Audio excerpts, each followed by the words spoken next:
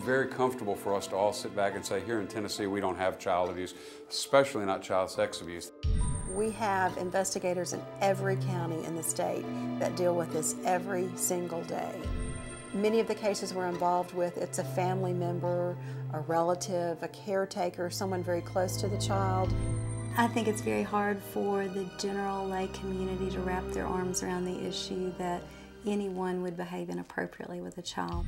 I can't imagine it as a parent what it would be like to not know where to go and who to turn to.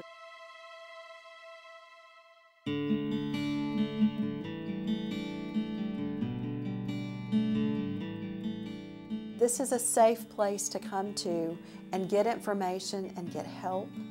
The local community child advocacy center serves as a hub, if you will, of services when there are allegations of child abuse or neglect and a need for an investigation. The advocacy centers provide a safe and comfortable place for the children to come. As opposed to some stark police station, it's a home for a multidisciplinary team. It's an enormous improvement over what we had years ago. You had different agencies such as law enforcement, Department of Children's Services, District Attorney's Office, and they would go out and work the cases, but there wasn't any communication between any of the elements involved.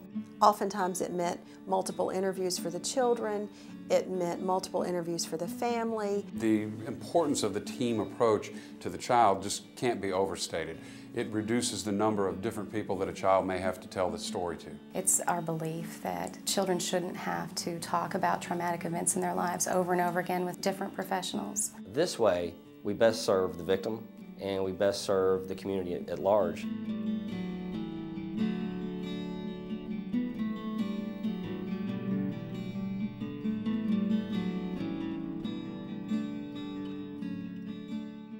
It's just really hard to imagine how that child's life changes the minute a disclosure is made. That child really begins a journey. Good morning, everyone. Let's get started with the Child Protective Investigative Team meeting. I believe the first case on our docket is Susan Martin. Dawn, would you like to start?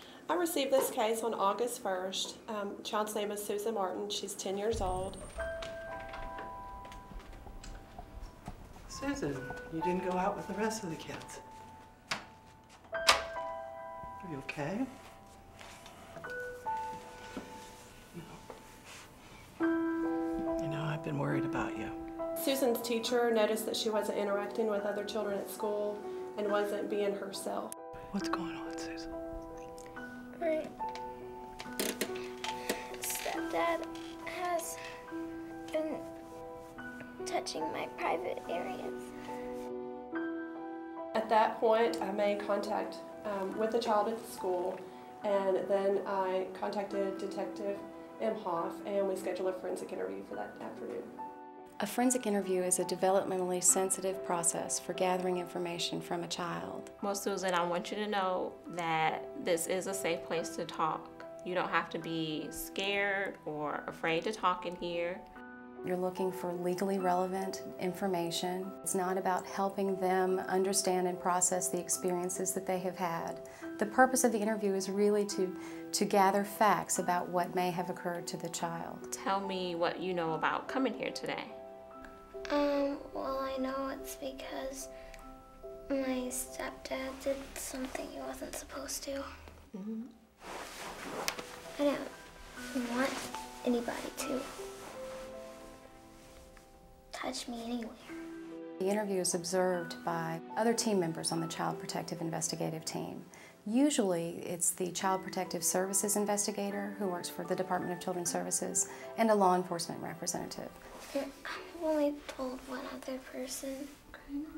Who did you tell? My teacher. Your teacher? Okay. You want to be armed with as much information as you possibly can. It's hard to interview a suspect without really knowing what the allegations are. He came into my room and I was just sort of sitting on my bed and he told me that I was pretty. He touched me here. Okay. Is that hard to talk about? Yeah. Having DCS present at the forensic interview is very important. Typically we're assessing safety, and if a safety issue comes up, then DCS needs to be there to determine what measures may or may not need to be put into place to ensure that child's safety. The third time he said, you know, you can't tell anybody this or I'll kill your dog and your mom's gonna hate you forever. You said he reached into your underwear and touched on your skin. When he touched there, was that just one time or more than one time? 3 times. It ends up providing often a roadmap for what happens next in terms of the things that need to be corroborated, the things that suspects will be questioned about. The details are the things that allow law enforcement to investigate and prove their cases.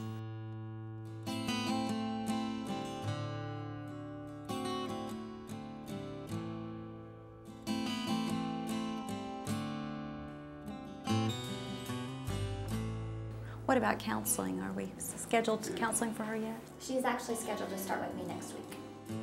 We really like the notion that the CAC is seen as a medium to come to help the child, not only for the interview, but then the aftermath of the interview, to deal with the psychological and emotional needs that this family and this child might have. Ms. Martin, thanks so much for coming, and I'm so glad that you and Susan are going to be starting this process with us. Therapy is important for children who've experienced a traumatic event because it allows them a safe place to really process through what they've experienced. We do have assessments that family and the child that we're seeing, depending on how old they are, would be able to take. That's our initial jumping off point before we get into the therapeutic process.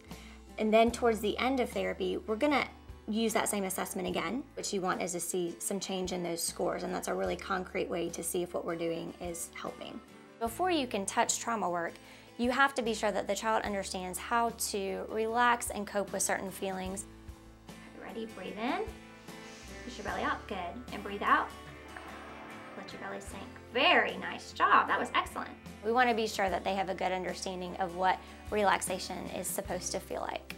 We certainly do in therapy try to assist the child in coming to terms with the fact that they did not hold the responsibility in the abuse happening. But then we really want to be sure to help them redirect that responsibility to the adult who was the one who made the choice to do the abusing. It may look as though when they did the right thing by telling in order to help keep themselves safe, that everything fell apart around them. Things changed because your stepdad made a bad choice and committed a crime when he sexually abused you. What we hope is that the child and family are able to look at the abuse as a piece of their story. It does not have to define who they are, and it does not have to dictate how they live their life.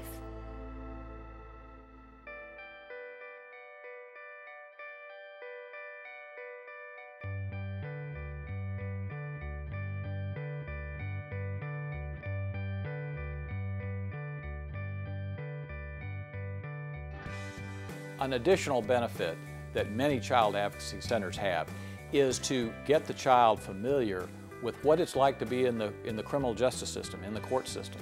I mean, we're here today in a courtroom that is typical of those across the state, where there are going to be lawyers, there's going to be a judge, there's going to be a jury.